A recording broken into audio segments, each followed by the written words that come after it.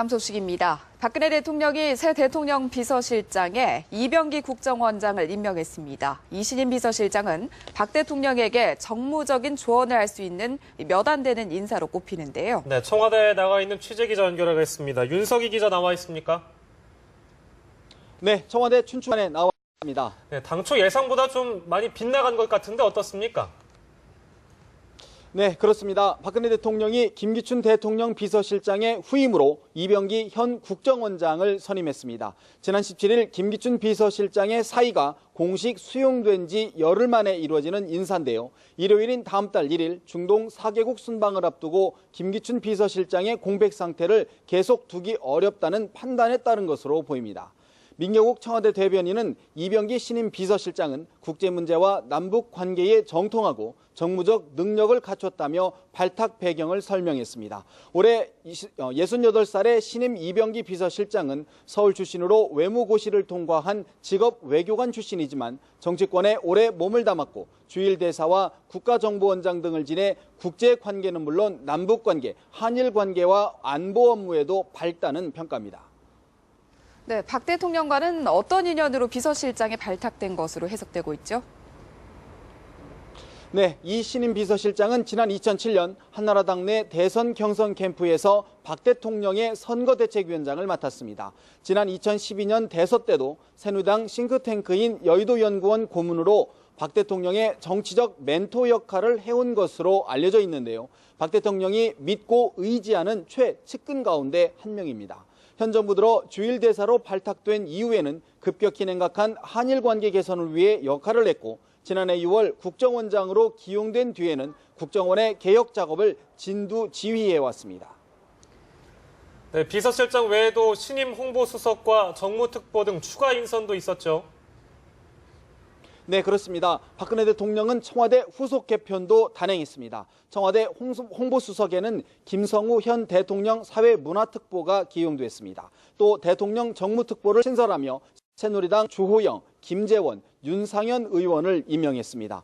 홍보특보에는 과거 민주당 출신 인사인 김경재 전 의원을 추가 임명했습니다. 아울러 공석이 된 국정원장에는 이병호 전 국가안전기획부 2차장을 내정했습니다. 민경욱 대변인은 신임 정무특보와 홍보특보가 당청 관계를 비롯한 여러 문제를 원활히 풀 것으로 기대한다고 밝혔습니다.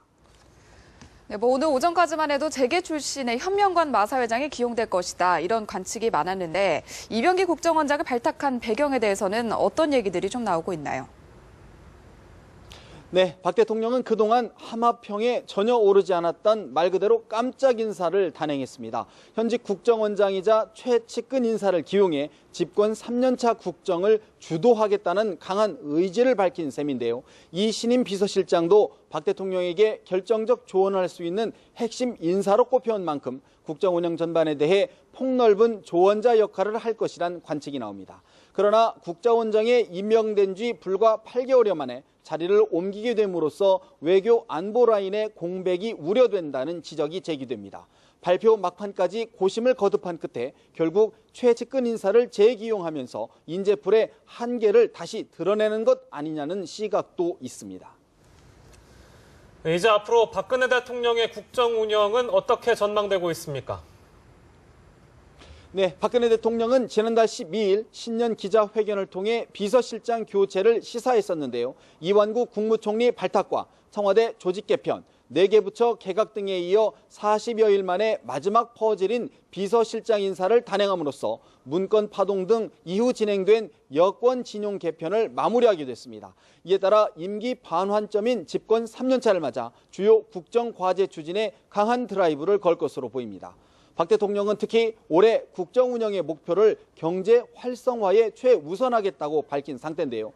관건은 이번 인적 개편으로 국정 운영 동력을 확보할 수 있을지 여부인데요. 청와대는 집권 3년차 국정 운영에 새로운 탄력을 기대하고 있습니다. 지금까지 청와대에서 전해드렸습니다. 네, 앞서 보도를 해드렸습니다만 청와대가 오늘 김기춘 전 비서실장의 후임으로 이병기 국정원장을 임명했다고 밝혔는데 여야는 엇갈린 반응을 보였습니다. 네, 새누리당은 이병기 신임 비서실장에 대해서 기대감을 표했지만 야당은 최악의 인사라고 비판했습니다. 이번에는 국회로 가보겠습니다. 이한승 기자. 네, 새누리당은 이병기 국정원장을 비서실장으로 내정한 것에 환영의 뜻을 보였습니다.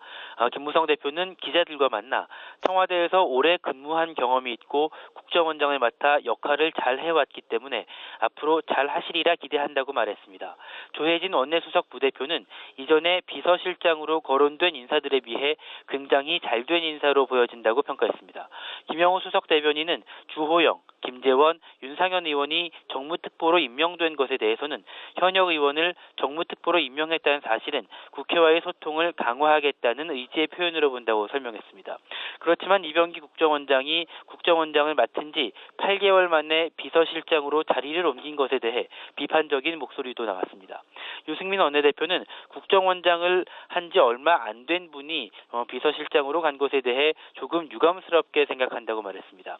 새정치민주연합은 국민을 무시한 인사라고 강력하게 비판했는데요. 김용록 수석 대변인은 음지에서 일하는 정보기관의 수장을 국정 운영의 중심인 청와대 비서실장에 임명한 것은 사상 유례 없는 잘못된 인사라고 밝혔습니다. 김 수석 대변인은 이어 인사혁신을 통해 국정 운영의 기조를 바꾸라는 국민의 요구를 거부한 불통 인사며 국민의 소통과 거리가 먼 숨막히는 회전문 인사라고 주장했습니다. 그러면 원장이 비서실장에 임명되면서 정보정치, 공안정치의 망령이 되살아나지 않을까 걱정스럽다고 말했습니다. 특보단 임명에 대해서는 국민의 목소리를 직언할 인사로 구성되기를 기대했으나 친박 친위 부대가 대거 포진해 유감이라고 밝혔습니다. 지금까지 국회에서 연합뉴스TV 이한승입니다.